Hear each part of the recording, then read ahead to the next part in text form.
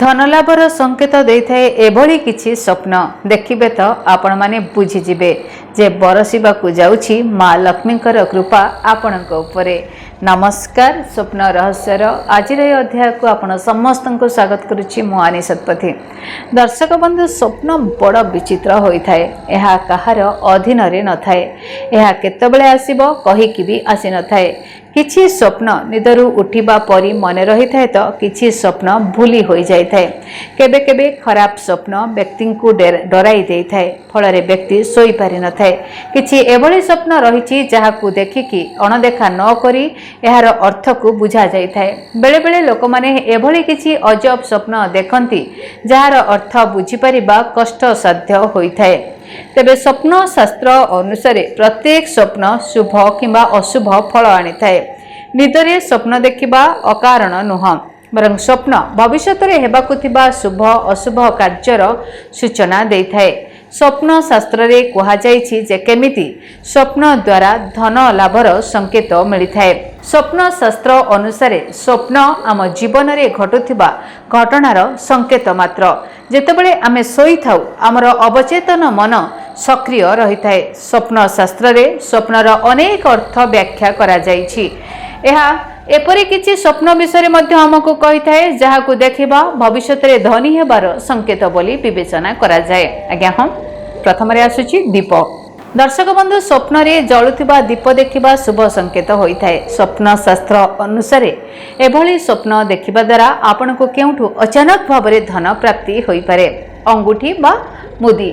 स्वप्न शास्त्र अनुसार जदि स्वप्न रे आपण निजकु मुदीटीए पिंधुथिबार देखंती तो एहार संपर्क धन लाभ सहित ही होई थाए। गोलापर फूल।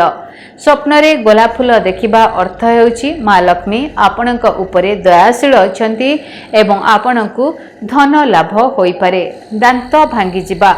स्वप्न रे भांगिथिबा दांत देखिबा एहा संकेत देई थाए जे आपणकु किछि नुआ सुजोग प्राप्त हेबो एवं एहा सहित आपणकु बहुत किछि टंका मिलिबाकु जाउछि। कानफुल।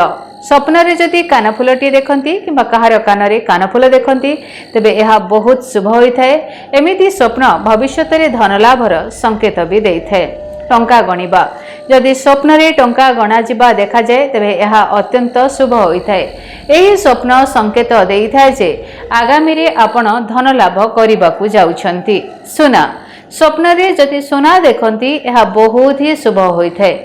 एभली स्वप्न भविष्यत रे धन लाभर संकेत देई थाए। एही स्वप्न संकेत देई थाए जे माँ लक्ष्मीकर कृपा आपणक उपरे बरसिबाकु जाउछि। स्वप्न रे सुना किंबा अलंकार देखिबा। स्वप्न शास्त्र अनुसार स्वप्न रे सुना, सुना अलंकार किंबा सुना गद्दा देखिबा धन प्राप्तिर एक दृढ़ संकेत अटे बोली विवेचना करा जाए। जदि आपण स्वप्न रे निजकु सुना अलंकार पिंधिथिबार देखंती किंबा सुनार एक भंडार मध्य आपण माने पांती तेबे एहा एक संकेत जे आपणकु खूब शीघ्र आर्थिक लाभ मिलिबाकु जाउछि। दर्शक बंधु, अग्निपुराण अनुसार सुना समृद्धि एवं सौभाग्यर प्रतीक अटे। जदि स्वप्न रे सुना चमकु थाए तेबे एहाकु आहुरी शुभ बोली विवेचना करा जाए। स्वप्न रे हाथी देखिबा। स्वप्न रे हाथी देखिबा धन, वैभव एवं शक्तिर प्रतीक बोली विवेचना करा जाए। शास्त्र रे हाथी को माँ लक्ष्मीकर वाहन बोली विवेचना करा जाए। जदि आपण स्वप्न रे एक सज्जित हाथी किंबा हाथीर पल देखुचंती तेबे एहा आर्थिक प्रगति एवं आर्थिक लाभ को सूचित करे।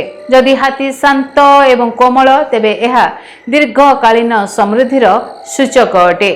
पानी रे पूर्ण एक पात्र किंबा जलपात्रर दृश्य पानी समृद्धि एवं प्राचुर्यर प्रतीक अटे। स्वप्न शास्त्र अनुसार स्वप्न रे सफा पानी रे पूर्ण पात्र, नदी किंबा जल प्रपात देखिबा धन एवं खुशीर आगमनर संकेत अटे।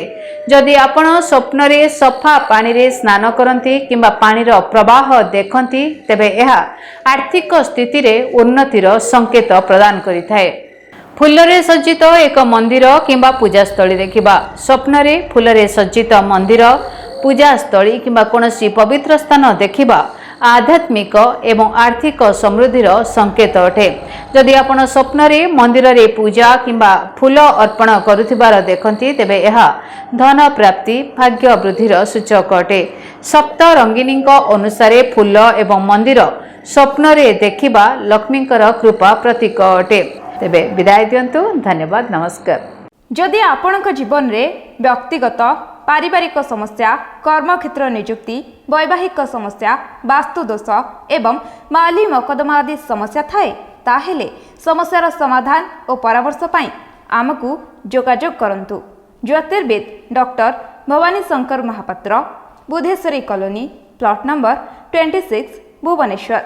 Phone number 9776833302 9439444924।